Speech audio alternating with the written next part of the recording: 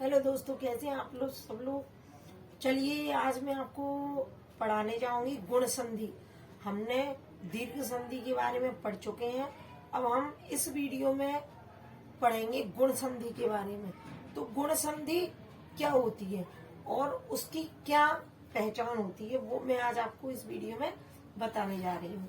तो आप लोग इस चीज को ध्यान से समझें। आप सोचते होंगे टीचर पता नहीं क्या पढ़ा रही हैं, लेकिन मैं आपको बहुत ही सिंपल तरीके से संधियों के बारे में बता रही हूँ, जिससे आप शब्दों की पहचान कर सकें कि कौन सा शब्द है, कौन सा वर्ण है, इससे क्या संधि है, कौन सी संधि है, कौन सा शब्द है, इसमें कौन सी संधि बताई गई है। ये सारी चीजें मैं आपको बहुत ही आसानी से समझने के पर्पज से इस वीडियो को मैंने बनाया है। तो आप थोड़ा सा ध्यान से इस वीडियो को देखें। पिछले वीडियो हमने दीर्घ संधि के बारे में पढ़ा था, लेकिन आज हम पढ़ रहे हैं आगे का चैप्टर गुण संधि के बारे में। गुण संधि किसे कहते हैं?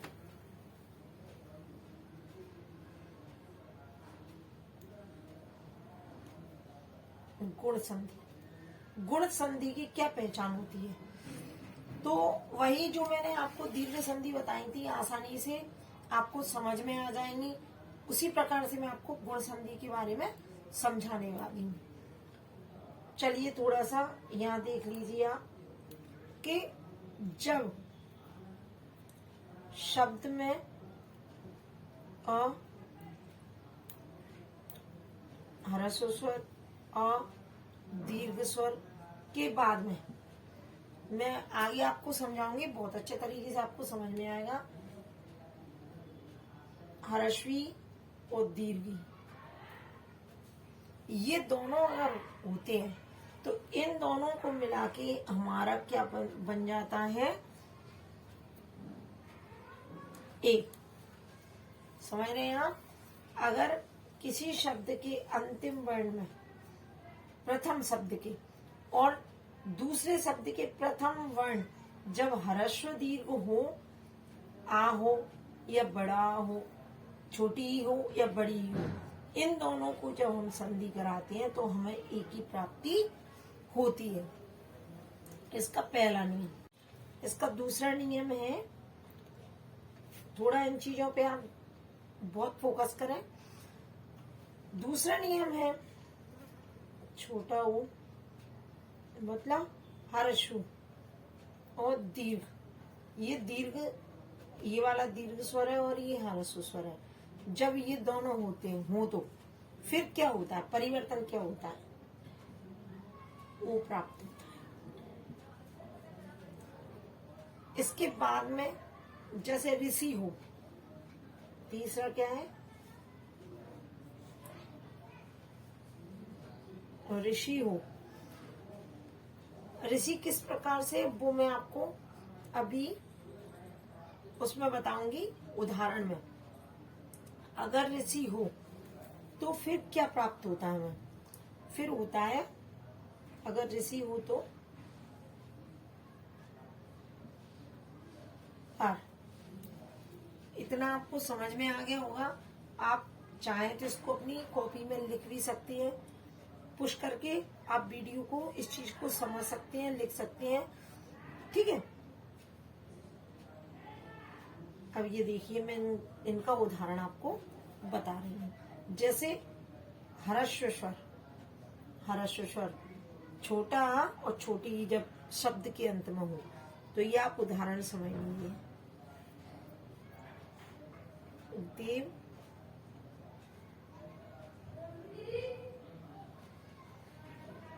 इंद्र। समझ में आई आपको? ये इसमें आ छुपा हुआ है और ये हमारी ई सामने है। जब इन दोनों का हम संधि कराएंगे तो हमें एक ही प्राप्ति होगी, दे वे द्र। ठीक है। ये उदाहरण आपको अच्छी तरीके से समझ में आ गया होगा। जब आ है, जैसे कि इसमें आ छुपा हुआ है और ई हमारे सामने ही है, तो हमें क्या प्राप्त होगा? एक। अब देव, इन दोनों को हमने संधि कराई, तो जब देव है तो एक की मात्रा वन के ऊपर लग जाएगी तो हमें क्या प्राप्त हो जाएगा, देवेंद्र। तो हम पहचान करेंगे कि हमारी कौन सी संधि है, ये हमारी है गुण संधि। ठीक है, अब हम दूसरा उदाहरण ले लेते हैं। दूसरा उदाहरण लेते हैं हम दीर्घ स्वर और दीर्घ स्वर का।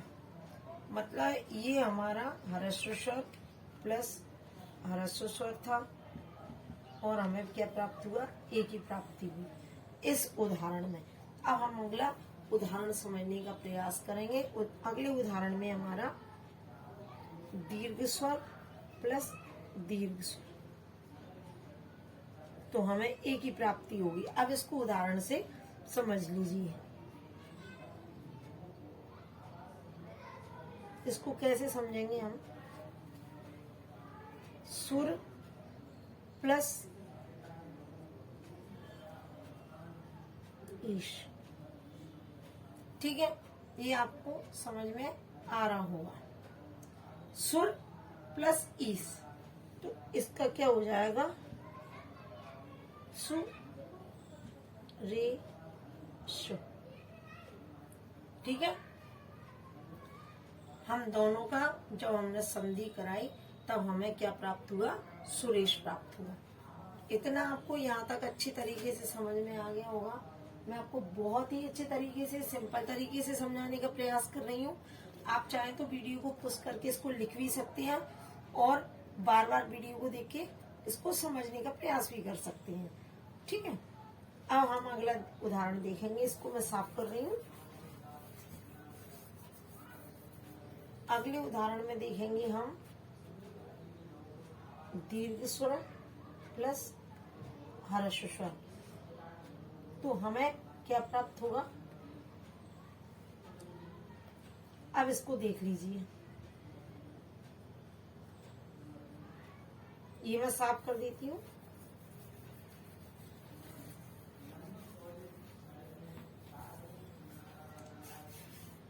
ये हमारा क्या हुआ, कौन सा है, दीर्घ स्वर, और फिर हमारा है ह्रस्व स्वर। तो हमें क्या प्राप्त होगा, इन दोनों शब्दों में हम संधि कराएंगे। जैसे पहले शब्द का, आप इस चीज पे ध्यान दिया कीजिए, इधर और इधर, पहले शब्द का दूसरा वर्ण और दूसरे शब्द का पहला वर्ण, इनको वर्ण बोलते हैं। और जब वर्णों को जोड़ते हैं तो एक शब्द बनता है। तो ये दोनों शब्द हैं, इसका अंतिम वर्ण और इसका पहला वर्ण। तो ये क्या हो जाएगा, मिलके इस पे चूंकि मात्रा लग जाएगी, तो ये हमारा क्या प्राप्त हुआ, यथेष्ट। क्या प्राप्त हुआ, यथेष्ट। ये आपको अच्छे तरीके से समझ में आ रहा होगा। अब हमारा अगला है दीर्घ स्वर प्लस ह्रस्व स्वर। ह्रस्व स्वर से मिलके हमको प्राप्त क्या होगा, सॉरी, ये आपको ये समझ में आया। अब मैं आपको अगला उदाहरण समझा रही हूँ। रमा प्लस ईश, तो ये क्या हो जाएगा,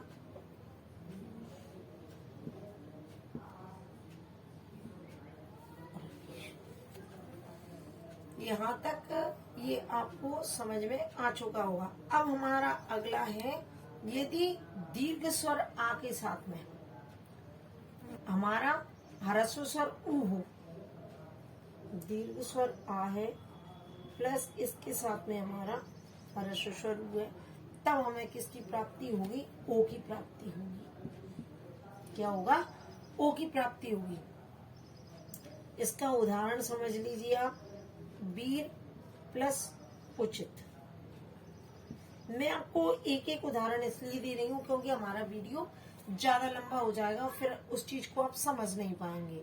इसलिए मैं आपको एक एक उदाहरण के द्वारा ही इस चीज को समझाने का प्रयास कर रही हूँ। तो हमारा क्या हो जाएगा, ओ प्राप्त होगा जब ये हमारा वीर है और ये हमारा उचित, दो शब्द है। ये हमारा दीर्घ स्वर है या ऐसे मान लीजिए ये हर्ष स्वर है और ये भी हमारा हर्ष स्वर है, तो इन दोनों को मिला के हमारा क्या हो जाएगा, दीर्घ स्वर। ठीक है, तो इसमें हमारी ये मात्रा इसकी चली आएगी, वीरोचित हो जाएगा। क्या हो जाएगा हमारा, वीरोचित हो जाएगा। ठीक है, इतना मैंने आपको ये समझाया है और मैं आपको अगले वीडियो में समझाऊंगी कि ये वीडियो दोस्तों हमारे लिए बहुत लंबा हो जाएगा। ठीक है, तो यदि आपको मेरी वीडियो पसंद आती है, संधियां मेरी आपको समझ में आ रही हो, मेरे समझाने का तरीका, तो मेरे चैनल को प्लीज सब्सक्राइब करें, वीडियो को अपने दोस्तों के साथ शेयर करें, लाइक करें और बेल आइकन को जरूर प्रेस करें, जिससे आपको आने वाली वीडियो की नोटिफिकेशन सबसे पहले मिल सके।